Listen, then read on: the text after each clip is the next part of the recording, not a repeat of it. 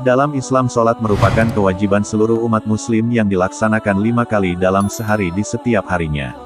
Namun mencapai perkara khusyuk saat salat bukanlah perkara mudah. Ada saja tindakan atau pikiran yang mengurangi kekhusyuan kita saat melakukan sholat. Hal tersebut tidak lepas dari ulah dan tipu daya setan.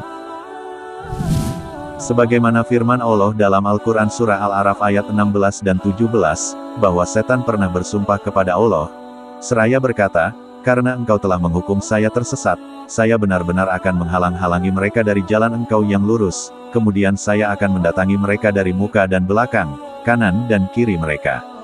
Dan engkau tidak akan mendapati mereka bersyukur ataupun taat." Setan akan terus membuat tipu daya supaya umat Islam tidak sempurna dalam mengerjakan salatnya. Dan inilah 5 ciri-ciri manusia yang salatnya diganggu setan. 1. Was-was dalam mengerjakan salat. Salah satu senjata iblis untuk merusak manusia, khususnya dalam ibadahnya, ialah bisikan setan yang membuat hambanya menjadi was-was. Sehingga di dalam hati manusia selalu diliputi keraguan. Tujuan bisikan setan tiada lain agar seorang hamba merasa tidak tenang, tidak khusyuk, dan merasa berat untuk melakukan sebuah ibadah. Adapun kiat-kiat untuk mengobati penyakit was-was dalam beribadah, yakni tidak peduli dan mengambil sikap kebalikannya, mempelajari cara ibadah yang benar dan mendalami ilmu agama, terus berlatih dan sabar dalam menghadapi bisikan, senantiasa ingat pada Allah, zikrullah, dalam segala kondisi, tidak berlama-lama di kamar mandi, memperkuat keimanan dengan amal-amal ketaatan dan ibadah yang lainnya, bergaul dengan orang soleh. 2. Tidak khusyuk dalam mengerjakan salat.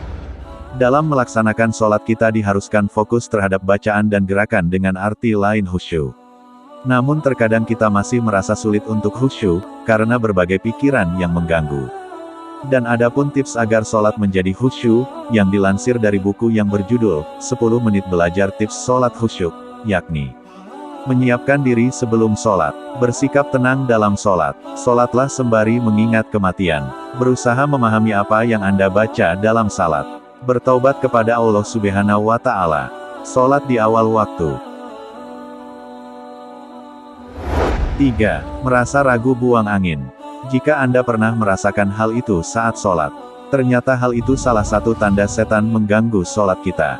Dijelaskan dalam hadis, Rasulullah bersabda, "Jika salah seorang di antara kalian merasakan hal itu maka janganlah membatalkan salatnya, hingga dia mendengar suaranya atau mencium baunya tanpa ragu." Hadis riwayat Ahmad. 4. Salat yang tergesa-gesa. Ternyata orang yang sholat tergesa-gesa juga termasuk gangguan setan. Maka dianjurkan sebelum sholat, hati dan pikiran ditenangkan terlebih dahulu. Dijelaskan dalam hadis Rasulullah bersabda, "Sejahat-jahat pencuri adalah yang mencuri dari salatnya." Para sahabat bertanya, "Wahai Rasulullah, bagaimana mencuri dari salat?" Rasulullah berkata, "Dia tidak sempurna ruku dan sujudnya." Hadis riwayat Ahmad. 5. Bersin tiba-tiba yang tidak disertai flu dan kuap. Perkara terakhir yang sering dialami saat salat adalah bersin dan kuap. Bersin tiba-tiba yang tidak disertai flu dan kuap, kata Abdullah, hal itu merupakan bentuk gangguan setan. Agar terhindar dari godaan semacam ini, para ulama menganjurkan agar sebelum salat, kita membaca istighfar dan al-muawizatain, yaitu surah Al-Falaq dan surah An-Nas. Semoga kita cepat menyadari, jika mengalami hal tersebut, jangan sampai terperdaya dengan gangguan setan, dan hendaklah kita meminta pertolongan hanya kepada Allah yang Maha Kuasa.